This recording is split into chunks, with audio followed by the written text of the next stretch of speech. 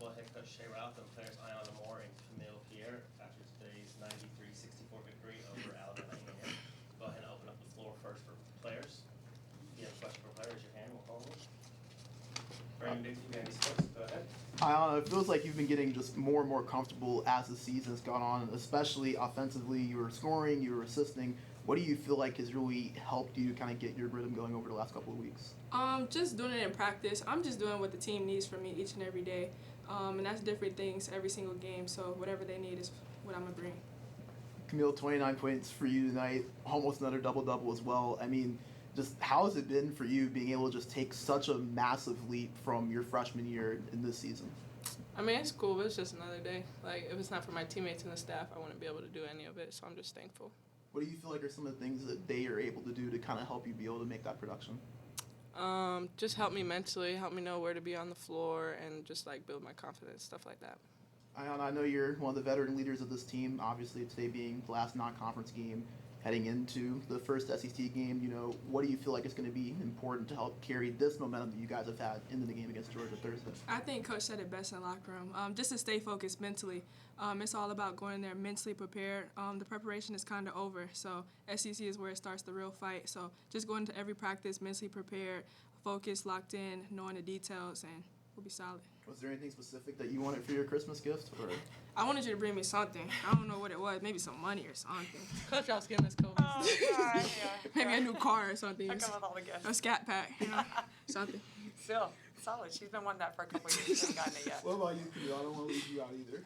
I just want to move in with Coach Ralph. I feel like that's like my biggest, that's the main gift I want, but that's really it. Nothing Doors crazy. are open. They know that. We got lots of space. Come I on. want her to pay my rent too, but Okay, that's where we got to draw the line. All right, all right.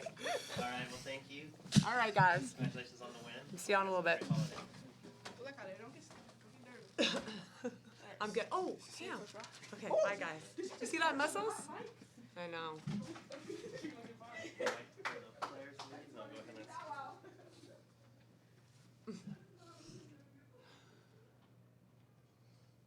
All right, we'll go ahead and take an opening statement from head coach Shea Ralph after today's 93-64 victory over Alabama A&M.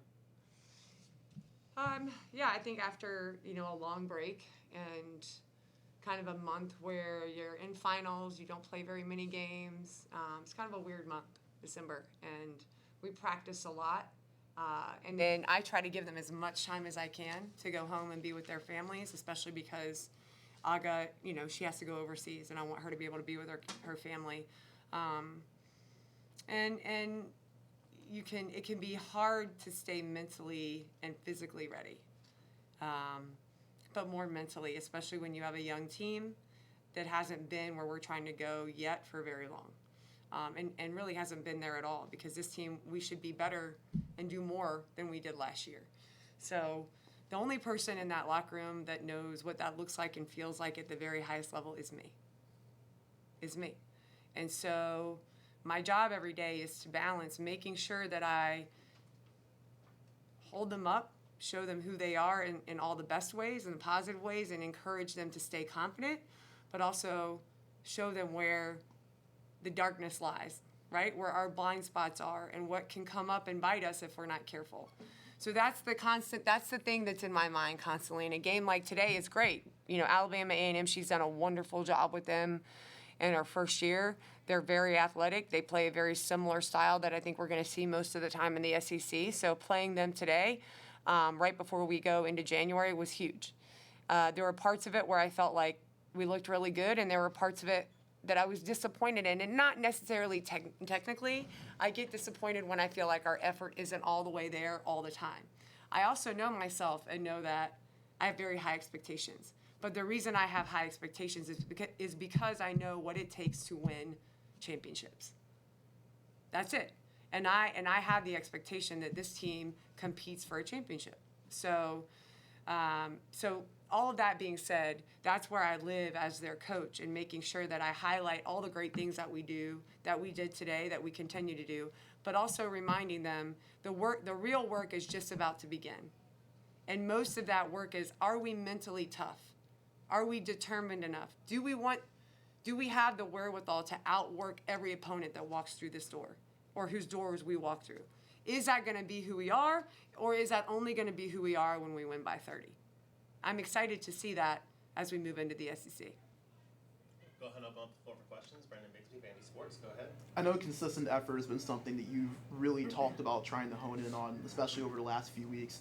Do you feel like you've seen improvement in that from your team, or do you feel like there's still like a little bit of ways that you guys want to go going into SEC? I do. I think overall there's a big improvement. I think Leilani and Jane and Juice have come along and are really starting to understand and feel comfortable with the things that we expect them to do that don't revolve around the things that they had to do for their teams before, which was score a lot of points or play a lot of minutes. They're going to play significant minutes, but their jobs are very simple. I just want them to be the people out there that make everything go, that work the hardest on the defensive and offensive end, that rebound the ball. I think they're starting to become really comfortable with that. I also think Iyana Mitchell has come around. You know, she's playing great minutes for us, and she's that big athletic body that we're going to need significant minutes from in the SEC. So I feel like she's come around a long way as well. And then you look at Khamil, Michaela, J.O., Iyana. We're starting to be more comfortable, but it does ebb and flow. It doesn't usually ebb and flow with the whole group. There's one or two, you know, and it's always the one or two that will do it. And then that because the whole group needs them to not do it, it impacts our level of success, right? So instead of winning by 50, we win by 30, where we didn't put our foot on their neck in certain moments, or they make three threes in a row, or a couple layups in transition. I know it sounds small, but those things create bad habits that will hurt you if you're not careful against a team where if you're in pressure, the last thing you can give up is an open layup in a big moment. So that's how I correlate the two, because I know people are probably listening and looking like, hey, you guys won by 30. What are you talking about? I'm just talking about how those bad habits that sometimes creep up on us translate to the games where every single possession we play is going to matter. I know you talked a little bit about ebbs and flows, and this was kind of one of those games where it was like, a run here and a run there.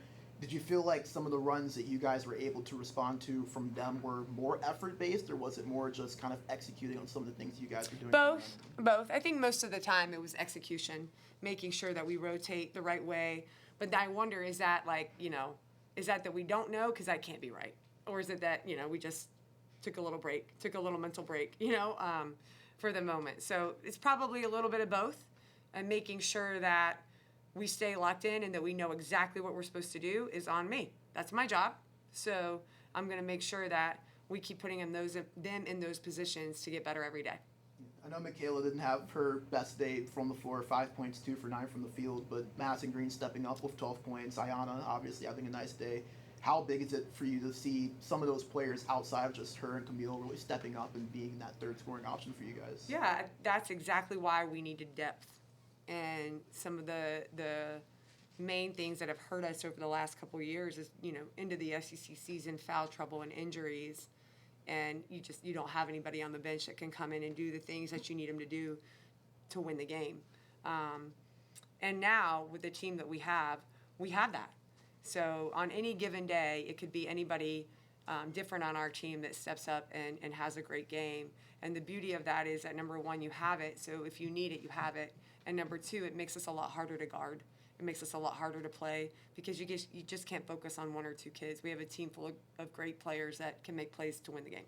Yeah, I know you talk about you guys having a ton of depth. With it heading into SEC play now, are you still kind of like tinkering around with rotation-based things? Do you feel like things are kind of locked in where you want them to be? I do. I feel like we're at a good place. I feel like I know exactly where to go if I need something, while also knowing that could change, right? So as we continue practicing and making sure that I keep the door open, because at any given moment in practice or in a game, someone can turn their ankle, someone can come down with the flu.